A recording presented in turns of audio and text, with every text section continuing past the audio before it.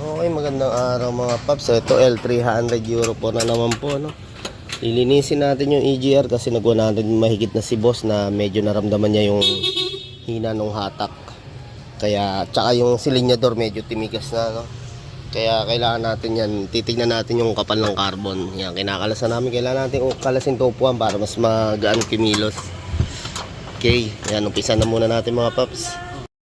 Ayan mga paps, oh. Pumuti na yung combustion natin, pati nga yung ano. Pag walang makita, walang bayad. Walang bayad, oo. Yun ang maganda ron, oh, mga idol, oh.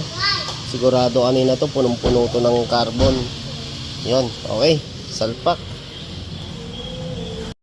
Yun mga idol, tatapos na yung ating EGR. Nalinisan na rin natin. Yun, sasalpak na po natin dito mga paps, eh.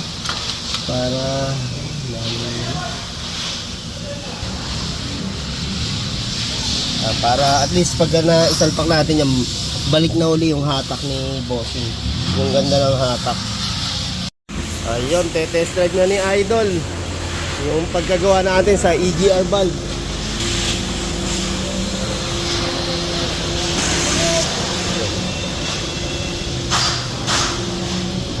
Ayun, sabi nga ni Idol, lumambot na yung, kasi ano yan eh, konektado sa EGR yan eh, silinyador. Pag makapal ang carbon, makunat din siya. Oo.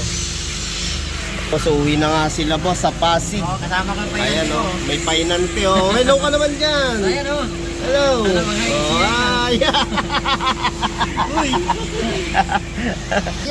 Thank you.